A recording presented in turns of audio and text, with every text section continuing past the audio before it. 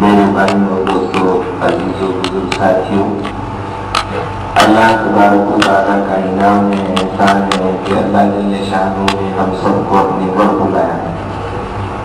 یعنی خانقاہ بھی ایک قسم کی عبادت گاہ ہوتی ہے جس میں لوگ ذکر، تلاوت اور یہ اسی چیز کے لیے صرف مخصوص ہوتی ہے کہ جہاں صرف اللہ کا نام اور اس کے رسول کے تذکرے ہوں۔ اور پھر اس سے بڑا احسان اللہ نے یہ کیا کہ اپنے نام کے لیے جمع کیا۔ ہمارا تو کوئی مقصد نہیں ہے، صرف اللہ کی رضا ہے۔ کس کی رضا ہے؟ کون راضی ہو جائے؟ بس ایک ہی مقصد ہے کہ ہم سب سے اللہ راضی ہو جائے۔ سب سے بڑا مشکل کشا کون ہے؟ کوئی مشکل کشا ہے ہی نہیں۔ ہمارا تو یہ عقیدہ ہے کہ کوئی مشکل کشا ہے ہی نہیں، بس ایک ہی مشکل کشا ہے، وہ کون ہے؟ اور ایک ہی حاجت روا ہے، وہ کون ہے؟ اور ایک ہی داتا ہے، وہ کون ہے؟ اور ایک ہی ساری دنیا کو خوشی دینے والا ہے، وہ کون ہے؟ بس یہی چیز ہمارے بڑے، ہمیں یہی درد، یہی سبب، یہی بھولا ہوا سبب، وہی جو دنیا میں آنے سے پہلے ہم نے اللہ کے ساتھ ایک وعدہ کیا تھا، روحوں نے ایک وعدہ کیا تھا۔ وعدہ کیا تھا؟ الستُ بربکم، آیا میں تیرا رب نہیں ہوں؟ تمام روحوں نے کہا ہاں آپ ہمارے رب ہیں، لیکن جو ہی دنیا کی رنگینیوں میں ہم آ گئے یا پھنس گئے، دنیا کی رنگینیاں دیکھی، دنیا کی چیزیں دیکھی، آسائشیں دیکھی، دنیا کی ساری چیزیں دیکھی، تو یہ دل جو ہے یہ غافل ہوتا ہے، یہ دل غافل ہوتا ہے۔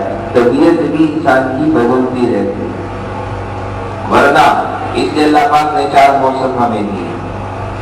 انسان کی طبیعت میں یہ چیز ہے، یہ اکتا جاتی ہے، بڑھ جاتی ہے ہر چیز سے، اور غافل بھی ہو جاتی ہے، اور ایک دوسری نئی چیز دیکھ لے یہ اس میں لگ جاتی ہے۔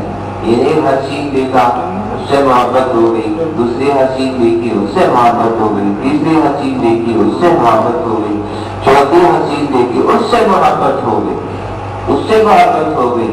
تو میرے بھائیوں اور دوستوں، یہی چیز سمجھانے کے لیے انبیاء آتے رہے، ہمیں سمجھاتے ہیں کہ غافل مت بنو، کیونکہ ہم نے کس کے پاس جانا ہے؟ کس کے پاس جانا ہے؟ اس لیے جب کوئی بات جاتا ہے تو ہم ایک عجیب دعا پڑھتے ہیں، انا للہ و انا الیہ راجعون، اور ہم بھی اسی کی طرف جانے والے ہیں۔ اس بات کو ہم زبان پہ نہیں کہتے، دل سے کہتے ہیں کہ وہ تو گیا اور ہم بھی اسی کی طرف جانے والے ہیں، لیکن یہ بات ہمیں یاد تو زبان پہ ہوتی ہے مگر اس کی حقیقت دل میں نہیں ہے۔ اگر کسی کو یہ پتہ لگ جائے کہ ہم نے اللہ کی طرف جا رہے ہیں تو پھر وہ گناہ کرے گا، پھر وہ گناہ کرے گا، پھر وہ گناہ کرے گا۔ اگر کوئی یہ کہے کہ ہمارے ساتھ انتصاب ہوگا تو پھر وہ گناہ کرے گا، وہ رشوت لے گا، وہ ظلم کرے گا۔ مجھ سے کسی نے کہا آپ اس مجمع میں معاشرے پر کیا محنت کرتے ہیں، اس کو آپ جھوٹ سے روکیں، اس کو آپ رشوت سے روکیں، اس میں سرکاری لوگ آتے ہیں، آپ یہ نصیحت کریں۔ میں نے کہا اللہ کے بندے ہم تو یہ نصیحت کرتے ہیں کہ دل میں یہ رکھو کہ آخرت کا جواب دینا ہے۔ تو میں نے کہا اس میں ساری چیزیں خود و خود آ جاتی ہیں۔ پھر یہ آدمی ٹائم پہ جائے گا ڈیوٹی پہ، یہ سرکاری کاغذ کوئی چیز گھر نہیں لائے گا، دفتر کی کوئی پینسل کاغذ یہ کوئی چیز گھر نہیں لائے گا۔ ہمارے قابلین جو آگے بھی گزرے ہیں سرکاری آفیسر تھے، لیکن جب کوئی دفتر میں چلا جاتا تھا وہ پنکھا بھی بند کر لیتا تھا۔ ایک بزرگ کے بارے میں آتے ہیں، وہ مدرسے میں پڑھاتے تھے، مولانا مفتی حفیظ الرحمان قادری رحمۃ اللہ علیہ، ان کے بارے میں آتا ہے کہ وہ کیا کرتے تھے کہ جب کوئی آ جاتا تھا تو وہ جو روشنی کی وہ بجھا دیتا تھا کہ یہ مدرسے نے صرف میرے لیے رکھی ہے اس لیے میں اس کو بجھا دیتا ہوں۔ جب کہ وہ اجازت تھی، وہ موجود تھا، اور یہاں تک بڑے بڑے ان کے تقویٰ کے قصے مشہور ہے، یہ ہمارے قابلین کی نشانی تھی، کیونکہ وہ ڈرتے کس سے تھے؟ وہ ڈرتے کس سے تھے؟ اور ان کو یہ پتا تھا کہ ہم نے کس کی طرف جانا ہے، اس لیے ان کے دل میں یہ خوف کٹکتی رہی، اس لیے وہ گناہ سے بچتے ہیں۔ آج ہمارے دلوں کے اندر یہ خوف نہیں ہے، اللہ کی عظمت نہیں ہے۔ اگر اللہ کی عظمت ہوتی تو کبھی بھی نہ جھوٹ بولا جاتا، نہ تکبر کی کوئی بات منہ سے نکلتی، نہ کبھی وسوسہ غالب آتا۔ آج ہمارے اوپر وسوسے غالب آتے ہیں کہ نہیں؟ تھوڑا سا وسوسہ آیا اور ہم گناہ میں پھنس گئے، تھوڑا سا وسوسہ آیا اور ہم گناہ میں پھنس گئے۔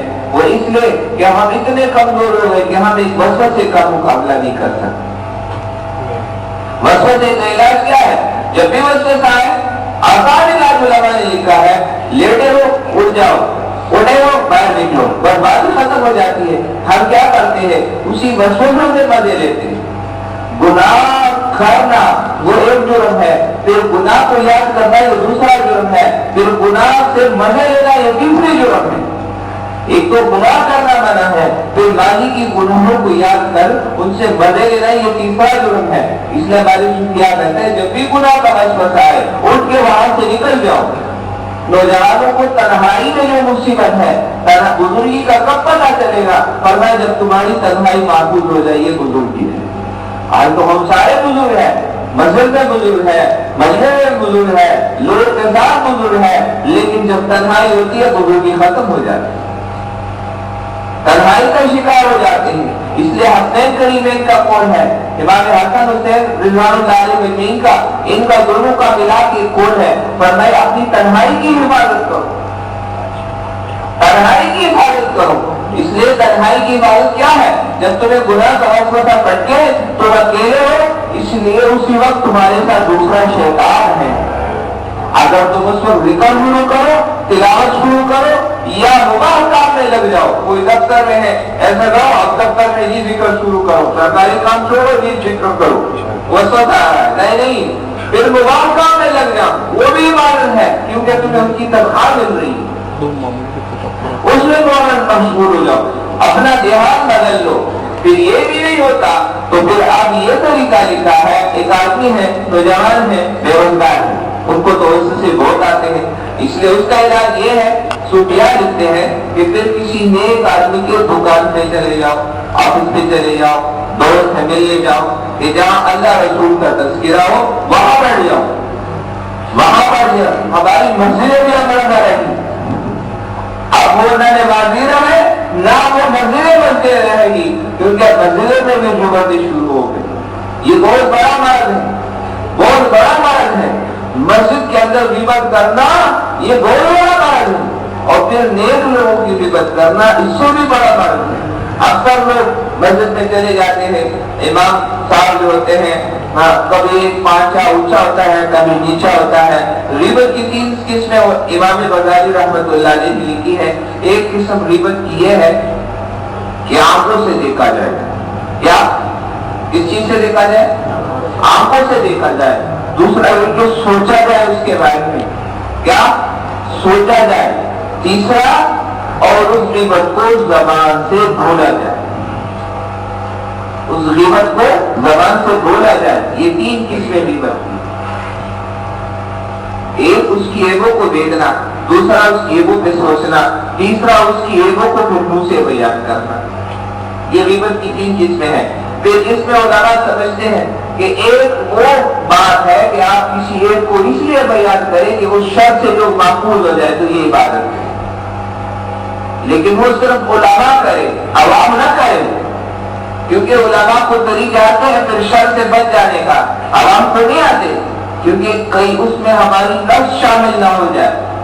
صحابہ کی محبت کس کے لیے تھی؟ نفرت کس کے لیے تھی؟ محبت کس کے لیے تھی اور نفرت کس کے لیے تھی؟ ادنا آپ کیا سناؤ؟ سیدنا ابوبکر صدیق رضی اللہ تعالیٰ عنہ بیٹا عرض کر رہا ہے، اے بابا جان خدا کی قسم جب میں کہیں کہا تم میرے سامنے آئے میرا تلوار اٹھتا تھا کیونکہ میں ایمان نہیں لایا تھا، لیکن میں اس وجہ سے خاموش ہوتا کہ تو میرے ابا جان ہے، میں چپ کر جاتا۔ ابوبکر کی جواب سنو، فرماتے ہیں میرے بیٹے خدا کی قسم تو میرے تلوار کے سامنے آتا میں 1 منٹ بھی دیر نہ کرتا، 1 منٹ بھی دیر نہ کرتا، کیونکہ ہماری محبت بھی اللہ کی ہے اور ہماری نفرت بھی اللہ کی ہے، اس میں کوئی رشتے پھر نہیں آتے۔ اس لیے لا تعطی مخلوق فی معصیت الخالق، جو بھی تمہیں مرے مارا گناہوں کا تقاضا کرے خاموشی کے ساتھ ان کو نصیحت کرے، بات عرض کرے کہ یہ گناہ ہے، اس معاملے میں تم میرے ماں باپ نہیں، اس لیے جب گناہ کا معاملہ ہے سارے رشتے ختم ہو جاتے ہیں، جب اللہ کی اطاعت کی بات آئے تو پھر سارے رشتے ختم ہو جاتے ہیں۔ اس لیے اگر کہیں ہم کسی کو نصیحت کریں، کہیں اس میں ہماری اپنی نفس تو نہیں ہے کہ نہیں؟ اگر تو اس وجہ سے نفس کرے چودھری نرم کو بے ذلیلو مغورے گا، اس کو آتا پتہ ہو لگے گا، اس کو بے در سم شرم ہو اور کی نندے در کھوما، اب یہ نصیحت نہیں ہے، اب یہ نفس پرست کی ہے، اب تو نصیحت کر رہا ہے تو خود ظالم بن رہا ہے۔ اس لیے اگر تو کسی کے نظر نیچے کرنا چاہتا ہے تو خود اللہ کی نظر میں گر جاتا ہے، تو خود اللہ کی نظر میں گر رہا ہے۔ تو کسی کو خاص ذلیل کرے گا، ذلیل کرنے والا کون ہے؟ ذلیل کرنے والا کون ہے اور عزت دینے والا کون ہے؟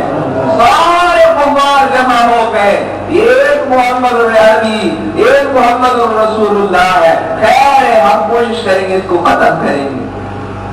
تو زندگی لینے والا کون؟ وہ محمد تو دنیا سے چل رہا تھا، دنیا سے رخصت ہو گئے، دنیا سے منتقل ہو گئے آخرت کی طرف، لیکن ساری دنیا آج بھی پوری دنیا زور لگا ہے ان کے نام کے مٹانے کو۔ کوئی مٹا سکتا ہے؟ کوئی مٹا سکتا ہے؟ کوئی اڑ جاتا ہے تو لوگ اس کو مٹانے کے لیے اڑ جاتے ہیں۔ ایسا نہیں، ایسا نہیں، جس کو اللہ عزت دے اس کو کوئی ذلیل کر سکتا ہے؟ جس کو اللہ عزت دے اس کو کوئی ذلیل کر سکتا ہے؟ جس کو خوشی دے اس کو کوئی غم دے سکتا ہے؟ جس کو مال دے اس سے کوئی لے سکتا ہے؟ جس کو عزت دے اس کو کوئی ذلیل ہی نہیں کر سکتا۔ اس لیے ہماری نصیحت کے اندر بھی ڈر ہو، خوف ہو، اور خوف کہنا ہو کہ ہم اس کو نصیحت کر رہے ہیں، اے اللہ میری بھی حفاظت فرما، اس کی بھی حفاظت فرما۔ یہ بات کہنا میں تو اس طرح کرتا ہوں، میں تو اس طرح کرتا ہوں، کیا ہم صبح نہیں اٹھتے؟ کیا ہم صبح نہیں اٹھتے؟ اور کیا ہم صبح نہیں جاتے؟ اور پاگل تو خواب پڑے گا، جب وہ سلا دے گا کوئی اٹھا نہیں سکتا، پھر جب وہ اٹھا دے تو کوئی سلا نہیں سکتا، وہ جگا دے تو پھر کوئی سلا نہیں سکتا، جب وہ نیکی کی توفیق دے کوئی چھین نہیں سکتا۔ اس لیے یہ بات دل سے نکال لے، جب بھی کسی کو نصیحت کرو اس نیت سے کرو، اس نیت سے کرو کہ اللہ میری بھی حفاظت کر دے، اس کی بھی حفاظت کر دے۔ نصیحت کے اندر نفس نہ ہو، یہ بات ذہن میں یاد رکھیں۔ جب بھی کسی کا عیب نظر آئے تو کوشش کرے، اس کا طریقہ سنانے لکھا ہے، کسی کا عیب نظر آئے دیکھو دوسرے لوگ اس عیب میں مبتلا ہونے والے ہیں تو اس لیے اس کا طریقہ یہ حکمت طریقے سے ان کو الگ کرو۔ ایک دوست ہے اس کے ساتھ دوستی کرو، لیکن جہاں سے اس کو یہ بیماری لگی، جہاں سے یہ بیماری لگی اس کو وہاں سے کاٹنے کی کوشش کرو تاکہ یہ مرض خود بخود ختم ہو جائے۔ جیسے مثلا میں ایک مثال دیتا ہوں، آپ لوگ ہمارے پاس آتے ہیں، ذکر کرتے ہیں، بیعت ہوتے ہیں، ذکر ہم دیتے ہیں، تو سب سے پہلے شیطان کا کیا کام ہوتا ہے؟ یہ یہاں جاتا ہے نمازی بن رہا ہے، یہ یہاں جاتا ہے دیندار بن رہا ہے، تو سب سے پہلے اس کو بدگمان کر لو، یہ لنک کر جائے گا تو یہ خود بخود بزرگی کی ہوا نکل جائے گی، سب کچھ خود بخود ختم ہو جائے گا۔ شیطان تو یہ کر سکتا ہے تو ہم لوگ بھی یہ کریں۔ تیرا دوست ہے کہیں بگڑا ہوا ہے، کہیں گناہ میں مست ہے، تو کوشش کرو یہ جہاں جہاں ہے اس کو وہاں سے کاٹو، اور وہاں سے بھی اس طرح مت کاٹو کہ آپ ان لوگوں کی برائی ان کو کہو۔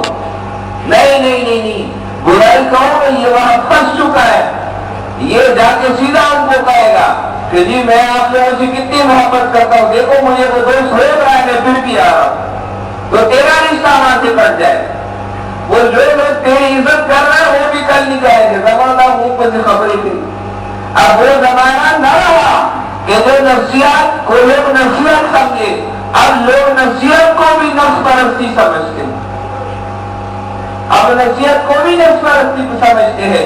آپ ان کے فائدے کے لیے ان کو عیب بتائے گا کہ جی یہاں یہ نقصان ہے بچ جائے گا، وہ اس چیز کو نہیں سمجھیں، وہ نہیں سمجھیں گے، کیونکہ وہ جتنے بڑھتے ہیں وہ بھی نفس کے بیمار، تو بھی بڑھتا ہے تو بھی نفس کے بیمار، تو بھی نفس کا بیمار، وہ بھی نفس کے بیمار۔ اس لیے نفس کے بیمار کو نفس کی بیماری کبھی نہیں بتائی جاتی، اس کو ماحول میں جوڑا جائے اور نصیحت کا طریقہ یہ ان کو محبت دی جائے اور محبت سے ان کو وہاں سے کاٹ دیا جائے. یہ ماسٹر کی بات کر رہا ہوں. تمہارا کوئی دوست کہیں پھنسا، ان کا طریقہ یہی ہے، ان کو کاٹ کے کیا ہوتا ہے، ان کو محبت دو، ان کو پیار دو، ان کو سمجھائیں. اور ایک ہماری محبت ہے. اکثر لوگ میرے پاس آتے ہیں، مجھے محبت ہو گئی، اور محبت بھی کس طرح کہتے ہیں، واللہ میں خالص محبت کرتا ہوں. محبت بھی اور خالص، محبت بھی اور خالص، محبت بھی اور خالص. کبھی 40 سال کے 40 سال والے سے محبت ہو گئی، کبھی 40 سال والے سے 40 سال کے مرد سے محبت ہو گئی. وہ محبت ہی نہیں. وہ 40 سال والے کو پتا ہے، جا اپنا کام کر، میرے اتنے بچے، اب مجھے محبت کی کیا ضرورت. یہ جو ٹینیجرز ہوتے ہیں نا کم عمری، ان میں یہ چکر زیادہ ہوتے ہیں. یہ شیطان اس کو کہیں پھنسانا چاہتا ہے، مصروف کر ان کو ذرا، تو یہ مصروف ہو جاتا ہے. اس لیے ان جنوں سے نکلو خود کو. یہ فضول زندگی، وقت گزارنا ہے.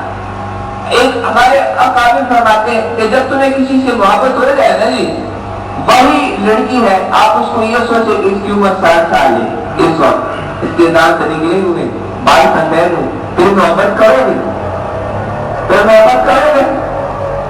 آپ لوگ محبت کرو گے. پھر اپنے آپ کو دیکھو کہ میں 60 سال کا ہوں، کھانس رہا ہوں، بیمار ہوں، 4 سال سے بڑا ہوں، میں نے دنیا سے جانا ہے. کس کو جواب دے رہے ہیں؟ کس کو جواب دے رہے ہیں؟ بوڑھے کو کبھی محبت ہو سکتی ہے؟ ہو سکتی ہے؟ ہاں ہو سکتی ہے؟ نہیں ہوتی؟ ہوتی ہے. بوڑھے کو بھی ہوتی ہے. صوفیاء نے لکھا ہے بڑھاپا بھی معقول نہیں.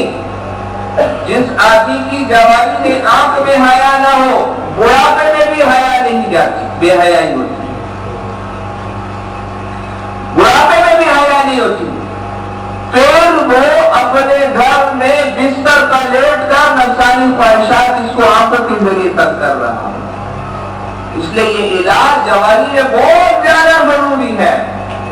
کتنا ضروری ہے؟ بہت زیادہ ضروری ہے.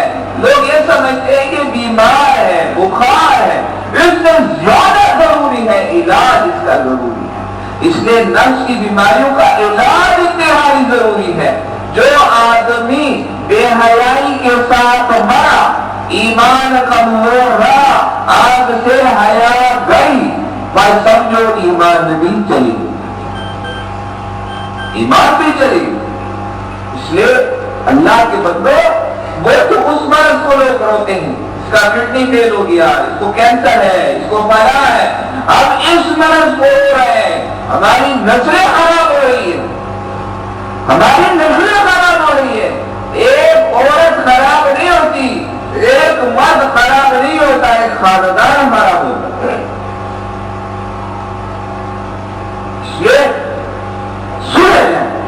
اب یہ جب ہم یہاں آئے نا، یہاں اندر کی بیماریوں کے علاج کے لیے آئے. ہمیں تو وہ تقریر پسند ہے جس میں چسکے دار واقع ہو، ہم بڑے خوش ہوتے ہیں، زبردست مزہ آیا، لیکن عمل کچھ نہیں ہوتی. ہمارے قابلین کا درس کیا تھا؟ جو تیرا تجھے بتا دے تو کیا ہے. حضرت مولانا اشرف علی تھانوی رحمۃ اللہ علیہ کتابوں میں تجھے بتاتے ہیں کہ تو کیا ہے. حضرت شیخ ذکریہ رحمۃ اللہ علیہ کا درس کیا ہے؟ وہ صحابہ کی نشانیاں بتاتے. صحابہ ایسے تھے، ایسے تھے، کہ اس فلم کے اندر تم اپنی تصویر دے، تم کیسے ہو. ان کا درس کیا ہے؟ وہ واقعات سناتے ہیں، ایسے صحابہ ایسے تھے، ایسے تھے، ایسے تھے. مطلب ہے کہ اس کے اندر اپنا چہرہ دیکھو، اس صحابہ کی شیشے کے اندر اپنا چہرہ دیکھو، وہ اس طرح سے تو کس طرح ہے. اور تانوی بابا کیا کہتے ہیں؟ نہیں، تو اس طرح ہے، تیرے اندر یہ خرابی ہے. اس کی کتاب آپ اٹھا کر دیکھ لیں، اس میں سارے ان چیزیں لکھی ہوئی. ہمارے دونوں بڑے ہیں، دونوں ہمارے بڑے ہیں، دونوں ہمارے سروں کے تاج ہیں، دونوں کا طرز زندگی الگ ہے، طرز تربیت الگ ہے. مقصد ایک ہے. مقصد کیا ہے؟ کون مل جائے؟ اللہ مل جائے. اس لیے میرے بھائی دوستو جاگ جاؤ. یہ غیبت، عجب، تکبر، سچ بتاؤ. آج ہماری انگلش لا میں قانون کیا ہے؟ قتل نہ کرو. لیکن چغلی کے لیے کوئی قانون ہے؟ جھوٹ کے لیے کوئی قانون قانون ہے توڑا ہے پھر کہتے ہیں مجھے استعفیٰ لگاؤ، لیکن چغلی میں کوئی قانون نہیں ہے، کوئی قانون ان کے پاس نہیں ہے، ثبوت لاؤ کس کے ساتھ کی؟ اس لیے اسلام نے چیزوں پر پابندی لگائی، تو کسی کے بارے میں منہ کھولو تو پہلے یہ سوچو کہ اس سے مجھے کیا فائدہ ہوگا، اس کو کیا فائدہ ہوگا۔ جب کسی کے بارے میں بات کرو تو منہ کھولنے سے پہلے یہ سوچو اس سے مجھے کیا فائدہ ہے، اس کو کیا فائدہ ہے۔ تو کہتے ہیں غیبت خود بخود چھوٹ جائے، اس لیے آج کے بعد یہ سوچو جب کسی کے بارے میں بات کرو تو دل میں یہ کہو کہ اس سے مجھے کیا فائدہ اور اس سے کیا فائدہ۔ اگر تم کسی کے بارے میں بات کرتے ہو، کسی کے بارے میں بات کرتے ہو، ایک تو اصلاح کے لیے عرض کرنا وہ جائز ہے، اصلاح کے لیے اگر کسی کی بات عرض کی جائے وہ جائز ہے، وہ عبادت ہے، لیکن تیرا دوست ہے تو اس کے بارے میں تھرڈ پارٹی کو بات کر رہا ہے تو تم دل میں یہ کہو کہ اگر وہ میرے بارے میں ایسے کہے گا مجھے کتنی تکلیف ہوگی، تکلیف ہوگی کہ نہیں ہوگی، تکلیف ہوگی کہ نہیں۔ اور پھر آپ اللہ پاک کیا کر لیتا ہے، منہ سے نکالتا ہے کیا، اللہ کی غیبت کی برابری، پھر اللہ پاک منہ سے بیان نہیں کراتا ہے کہ دیکھو غیبت کر رہے ہو، غیبت کر رہے ہو، سدھر جاؤ، پھر کہتے ہیں نہ منہ کو دخیل کر پا رہا ہے تو خیر اس کے ساتھ کیوں کہہ رہے ہیں، خود بٹا کے کہو نا، محبت دو کے کہو نا، محبت دو کے جان چھوڑا نہ ان کی، حد یہ دے کے نہ ان کی جان چھوڑا، ان کی زندگی بدلنے کی کوشش کر، اور زندگی تو اس کی تب بدل جب تیری زندگی بدلی ہو، جب تو اپنی خیر کہے گا نا۔ آج تو ہم کہتے ہیں نا خیر خراب ہے تو خود خواہ اچھا ہے، تو پھر کبھی کبھی اپنی زندگی کی تصویریں دیکھو تو خاص اچھا ہے، اس لیے تیری فخر بھی ختم ہو جائے، تیرے فخر بھی ختم ہو جائے۔ ایک بزرگ کے بارے میں آتا ہے انہوں نے اللہ سے دعا، اے اللہ میں نے تو کوئی گناہ نہیں کی، اور پھر کہا نہیں سارے گناہ کیے اے اللہ لیکن شرک کبھی نہیں، شرک کبھی نہیں کیا۔ انکار ہوئی، فرمایا او تو جھوٹ بول رہا ہے، شرک کیوں نہیں کی؟ اس نے کہا یا اللہ میں تو کبھی لیر کے سامنے نہیں جھکا، پھر شرک کب کی؟ وہی آئی ایک دن دودھ پیا تیری طبیعت خراب ہو گئی، صبح لوگوں سے کہا رات کو دودھ پیا تھا طبیعت خراب ہو گئی، یہ شرک ہے نا۔ خراب کرنے والا کون؟ چیزوں سے کبھی کوئی چیز خراب ہو سکتی ہے، خراب کرنے والا کون؟ بات ہی ختم ہو۔ اس لیے میں عرض کر رہا ہوں، اس لیے میں عرض کر رہا ہوں ہر وقت ڈرو اللہ سے، ہر وقت ڈرو اللہ سے، کس سے ڈرو؟ اور بس کوشش کرو منہ سے کوئی لفظ نہ نکلے، کسی کی دل آزاری نہ، کسی کو تکلیف نہ۔ اس لیے یہ انگریزوں میں ایک فلسفہ ہے، وہ کسی کے کام میں کام نہیں رکھتے، اس لیے تو وہ پار ہے نا دین نہیں ہے تو ہم کام رکھیں گے، کوئی گناہ کر رہا ہے تو محبت شفقت سے کوشش کریں گے، ان کو پیار دیں گے، اور وہ ایسے لگا بچیا گناہ کو نہیں گالیاں بجے نہیں۔ ہمارے پٹھان میں اکثر یہ مرض ہوتا ہے بیٹے کو پہلے گالی دیتے پھر بات کراتے، ایسا ہے کہ نہیں؟ نتیجے کرا خر بچیا ایسا کرتے ہیں کہ نہیں؟ پہلے لعنت دیتے ہیں پھر کہنے راکار مت ہو، تو خود کو کیا کر رہا ہے، یہ تو نیکی کر رہا ہے کہ گناہ کر رہا ہے۔ اس لیے ذرا محبت سے شفقت سے پیار سے، باپ ہے غصے سے کرے، باپ ہے پہلے نفرت کرے، نفرت کرے وہ موڑ لے، بے رخی اختیار کرے، باپ ناراض ہو محبت کی بجائے پہلے نفرت کرے، لیکن دل میں نفرت نہ ہو۔ یقیناً ماں باپ کے دل میں نفرت نہیں ہوتی، لیکن ہمارا طریقہ کار کیا ہے، جب ہم نوجوان خود ڈوبنے لگے اس کے ساتھ، اس مریض کے ساتھ جب ہم خود ڈوبنے لگے، جیسے مثلا ایک کینسر مریض ہے اور ڈاکٹر کہ ان کے قریب مت جاؤ، ان کو ایسے جراثیم ہے تمہیں بھی لگ جائے گی، تو پھر ہم قریب جاتے ہیں؟ کوئی قریب جاتا ہے؟ نظر ثواب دے اور پھر تو کوئی بھی نہیں جاتا۔ اس لیے جب تمہیں پتا لگ گیا اس دوست کے اندر یہ مرض ہے یہ خراب ہونے والے تو پھر قریب ہی نہ جا، پھر کیا قریب ہی مت جاؤ۔ اس لیے پہلے تو اس کو سدھارنے کی کوشش کرو، خدا نہ کرے نوجوان ہے کہیں گے دائی خراب ہے معصوم کا دوست آ رکھو یہ بھی شیطان کا ایک دھوکہ ہے.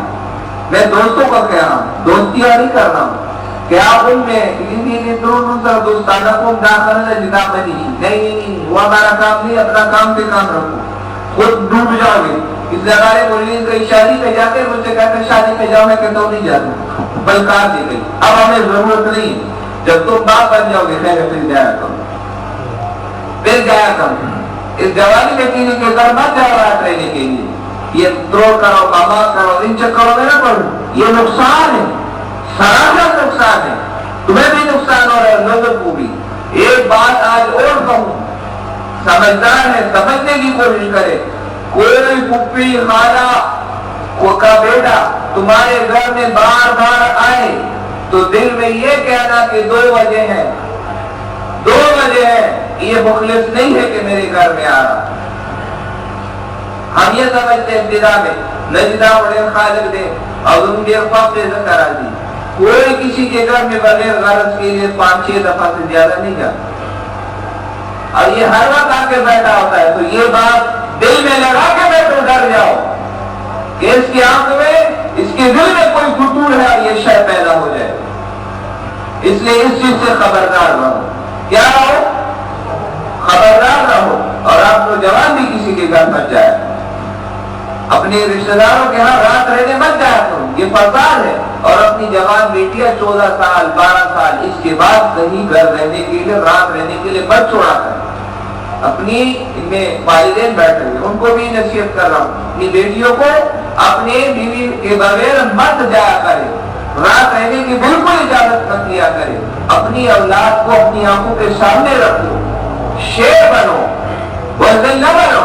اچھی چیزیں کھلاؤ، حرام مت کھلاؤ. اچھی سہولتیں دو لیکن نظر شیر کی رکھو، اور شہباز کی طرح نظر رکھو، عقاب کی طرح نظر رکھو. ان کی نظر ہوا سے بھی نیچے ہوتی ہے، ہر گھونسلے پہ ہوا میں اڑ رہا ہوتا ہے، اس کو نظر آ رہی ہوتی ہے. اس لیے اس کی طرح نظر رکھو. گھر میں رکھو ہو سب پر ایسی نظر رکھو کہ کہیں تو نقصان نہیں ہونا. اسے نہ کرو کہ گھر صرف سونے کھانے پینے کا نام نہیں، گھر میں اپنے گھر والوں کو ان کے اوپر ہر وقت نظر ہو کہ کرتوت میں، کردار میں، دیکھنے میں، سننے میں، بولنے میں کتنا فرق ہے.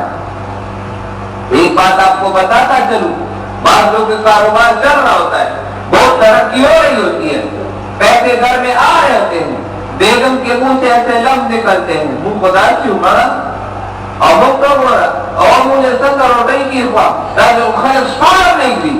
بس بیگم کے منہ سے جو لفظ نکلا اللہ رزق کے دروازے بند کر لیتا ہے، پھر گیا برے ڈالا بیان داخل دے وہی منہ کو ڈیلی وہی پھینکو کرنا. اس لیے اپنے بیگمات کے منہ سے کوئی لفظ نکلے اس کی بھی اصلاح کرو، اس کی بھی اصلاح کرو، اصلاح کرواؤ. دامن کو آدھا خبر کو تو کبوں میں گناہ رکھوا.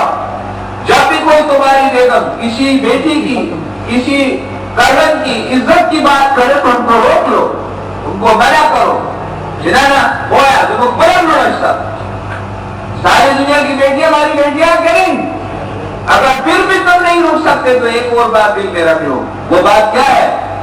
یہ کہو کہ یہ جتنی بیٹیاں ہیں یہ کس کی بیٹیاں ہے؟ رسول اللہ صلی اللہ علیہ وسلم کی بیٹی. تو کسی کی کردار کو چالو گے، کوئی ایسے بول سکتا ہے جو فاطمہ کے بارے میں کچھ کہے؟ کوئی ایسے کہہ سکتا ہے؟ کہہ سکتا ہے؟ کہہ سکتا ہے؟ پھر میں تو اس لیے اپنے گھر والوں کو روکو. اکثر عورتیں اس مرض میں مبتلا ہوتی ہے، پھر اس کا نقصان کیا ہوتا ہے؟ اوپر سے آواز آتی ہے جب تک تجھے اپنی بیٹی کی وجہ سے ذلیل نہیں کروں گا تمہیں موت نہیں آئے گی. اگر کوئی نوجوان توبہ کرے گناہ سے اور پھر تم ملو اور وہ تمہیں نصیحت کرے اور اس کو مر جاتی شاہدہ گناہ بنے بولا، قسم خدا کی. صوفیاء لکھتے ہیں، امام الغزالی لکھتے ہیں رحمت اللہ علیہ، اور ہمارے بزرگوں کا کوئی غلط نہیں ہو سکتا. انہوں نے فرمایا کہ جب تو کسی کو گناہ کا تانا دے گا اس وقت تک تجھے موت نہیں آئے گی جب تک تو یہ گناہ نہیں کرے. اس لیے کوشش کرے اصلاح کا الگ طریقہ وہ علماء کو آتا ہے، وہ بتا دیتے وہ طریقے سے، وہ الگ انداز ہوتا ہے، ہمیں نہیں آتا۔ اس لیے ہم تو دکاندار ہیں، ہم تو تاجر ہیں، ہم تو ملازم، ابھی ان کی کیا کریں، یہ قرآن و حدیث کی باریکیوں کا ہمیں پتہ نہیں ہے۔ اس لیے اس معاملے میں جب بھی تیری عورتیں زبان بولے کسی کے بارے میں تو خاموش ہو جائے، اور کسی کے گھر جاؤ تو وہاں تمہیں اس کی استطاعت کم ہوگی، وہ تمہیں صرف کعوہ پلائے گا، غریب ہوں گے، اس کو بھی اللہ کی نعمت سمجھ کے پی لے۔ میری طبیعت نہ مانے، محبت سے سمجھنا کہ اللہ آج تو یہ کھلا رہا ہے، یہ تیرا کرم ہے۔ کون کھلا رہا ہے؟ اللہ۔ کون کھلا رہا ہے؟ کبھی امیروں کے گھر سے کھلاتا ہے، کبھی غریبوں کے گھر سے کھلاتا ہے۔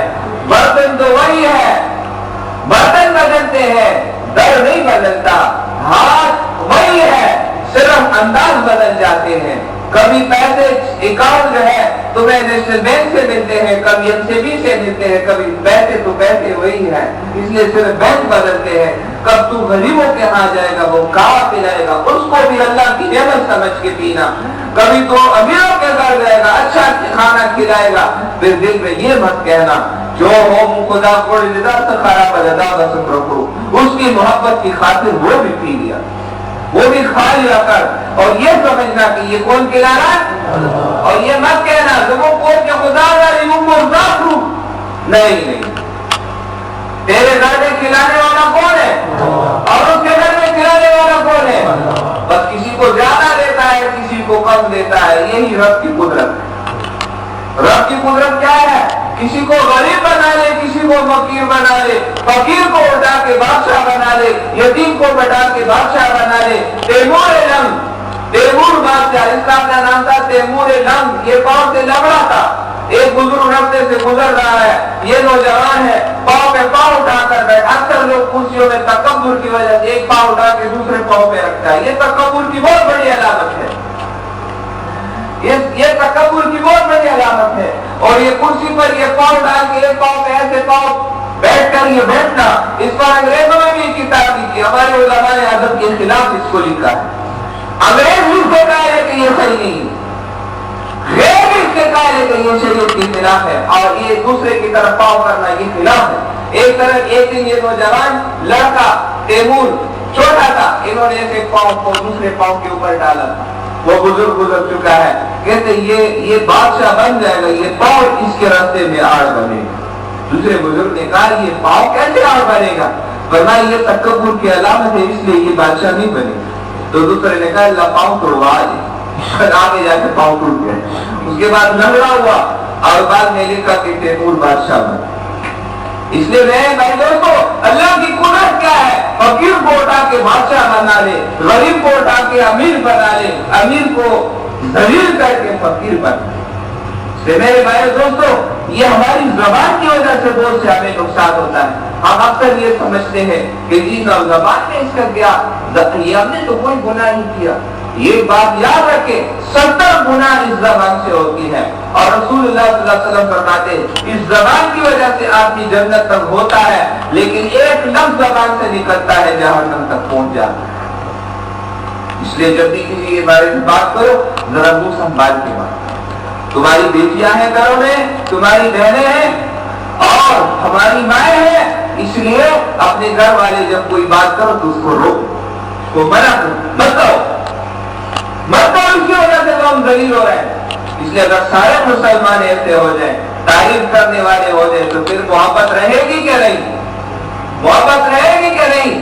اس لیے تو نفرتیں آج بن رہی ہے نا، ہمارے منہ نہیں رکتے، ہم اس کے خلاف بول رہے ہیں، وہ ہمارے خلاف بول رہے ہیں، جب بات پہنچ جاتی ہے تو نفرتیں پیدا ہو جاتی ہے۔ اس لیے ہماری محبت کس کے لیے، ہماری نفرت کس کے لیے؟ بس یہ ہماری طرز زندگی ہے۔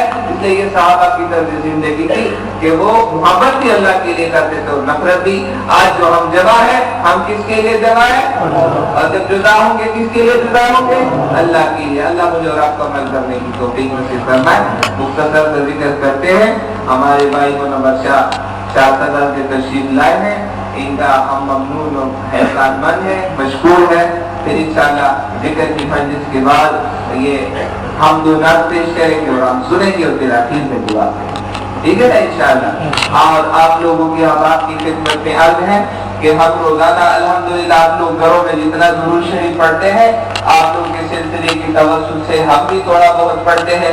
تو الحمدللہ کل ہم نے حساب لگایا تھا کچھ کم 6 لاکھ مرتبہ کل ہم نے درود شریف پڑھا تھا. تو آپ سے بھی گزارش ہے کہ گھروں میں درود کے حلقے شروع کریں. 1,000 2,000 گھروں میں سب بچوں کو بٹھا کے اور گھر میں کہو کہ 1000 دفعہ درود شریف پڑھے. یہ بات آپ کو بتا دوں, ڈنکی کی چوٹ پہ بتاتا ہوں, قسم کھا کے بتاتا ہوں کہ جس گھر میں درود شریف پڑھا جائے گا وہاں رحمتیں آئے گی. ایک بات آپ کو بتاؤں, پوری کائنات میں سب سے زیادہ اللہ کو محبوب کون ہے؟ پوری کائنات میں اللہ کو سب سے زیادہ محبوب کون ہے؟ محمد رسول اللہ صلی اللہ علیہ وسلم. جب اس کا تذکرہ تیرے گھر میں ہوگا تو اس گھر کو اللہ ذلیل کرے گا, اس گھر کو ذلیل کرے گا, اس گھر کو برباد کرے گا. اس لیے اپنے گھروں میں تھوڑا تھوڑا 1,000 الحمدللہ بعض گھروں میں 20,000 مرتبہ روزانہ درود شریف پڑھا جاتا ہے. اس لیے اپنے گھروں میں صلی اللہ علیہ وسلم صلی اللہ علیہ وسلم صلی اللہ علیہ وسلم یہ پڑھا کریں, کثرت سے پڑھو. اور جب پڑھیں گے انشاءاللہ ہم روزانہ کچھ کم مہینہ اب 2 کروڑ پونے 2 کروڑ مرتبہ درود شریف پڑھتے ہیں. اس لیے آپ لوگ بھی اپنے گھروں سے تھوڑا تھوڑا حصہ اس میں ڈالتے جائیں اور پھر SMS کریں کہ آج ہم نے اتنا پڑھا, تو انشاءاللہ امین میں دعا کرتے اس میں آپ لوگوں کا حصہ آئے گا. کریں گے نا انشاءاللہ.